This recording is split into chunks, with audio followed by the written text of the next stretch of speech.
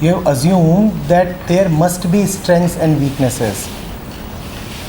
What if you just are and there are no strengths, no weaknesses? What are the weaknesses of a daisy flower?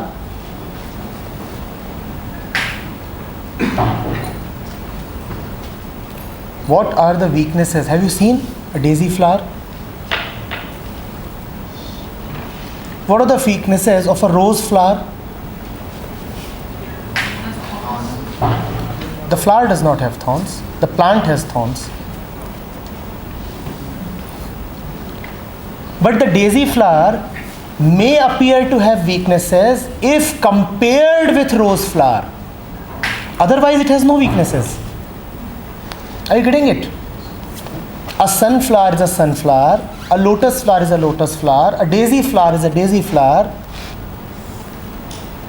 None of them have any weaknesses or any strengths. But if you compare their sizes, then a sunflower and a lotus will appear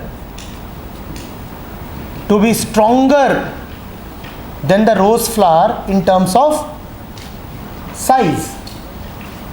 They are all perfect. They are all perfect as they are.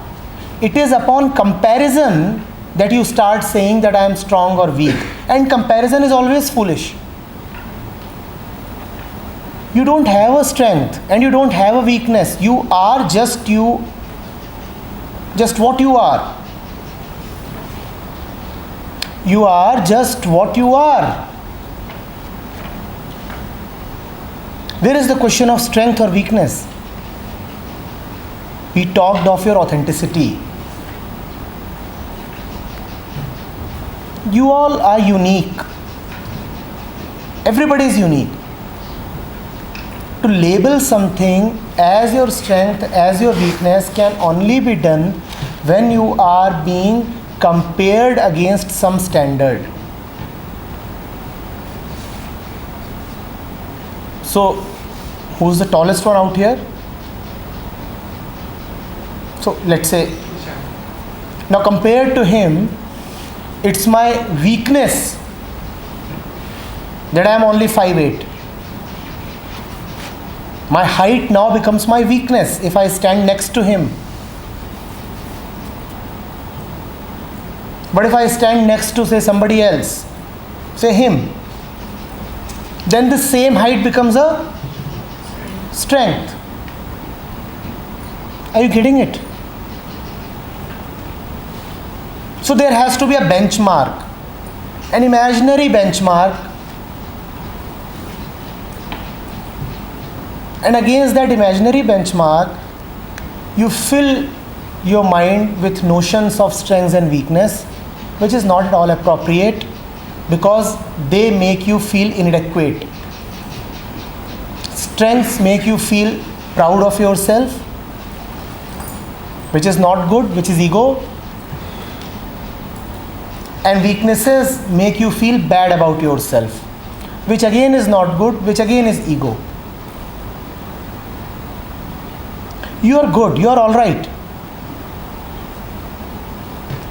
What is considered strength at one place will be considered a weakness at another place, beta. What is strength and what is weakness?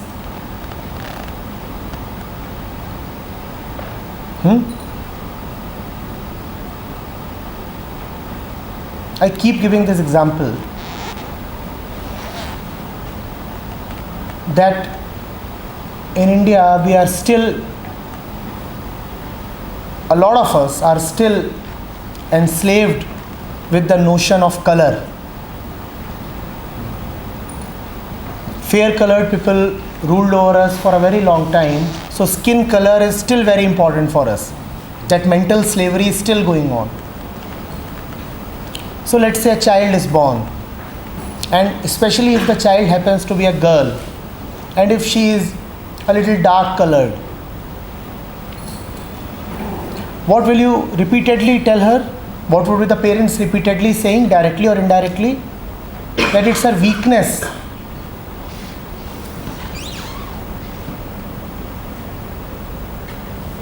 Now, is the color the child's weakness or the parent's mentality?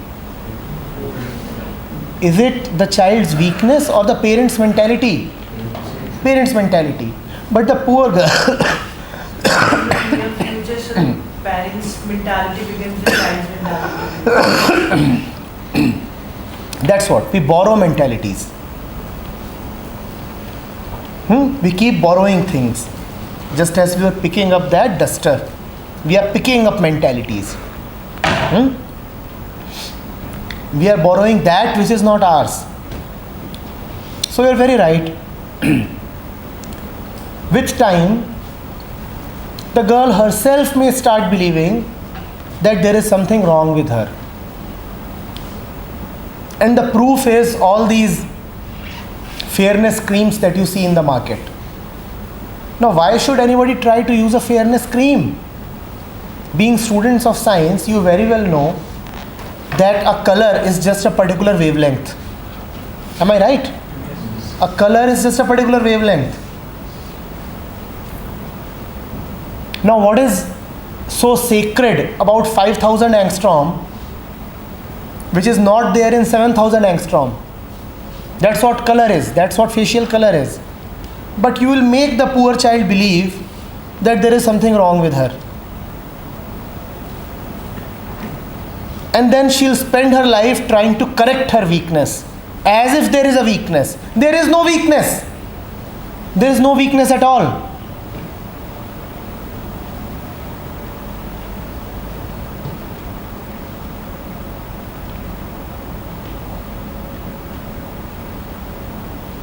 You are born in a family of people who are extremely belligerent. You understand belligerent?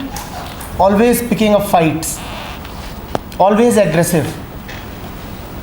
In North India, we have a few places where it is considered an asset to be extremely aggressive.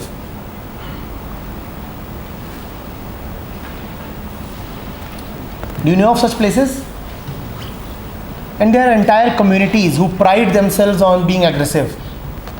That don't mess with us, we'll beat you up.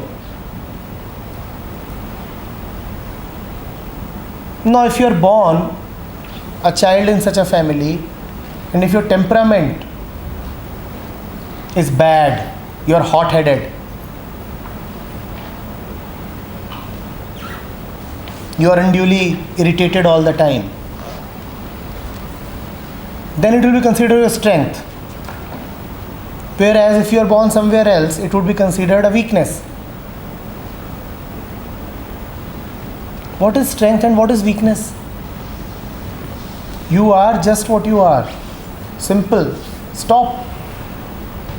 You're okay. You are okay. If there really is a weakness, it is to be stupid. There is no other weakness. There is no other weakness. And what is stupidity? Stupidity is not relative. Stupidity is to not to know what is happening. Throughout today's session, we repeatedly said that life is right now. And stupidity is to not to know what is happening right now. There is no other stupidity. There is no other stupidity. Are you getting it?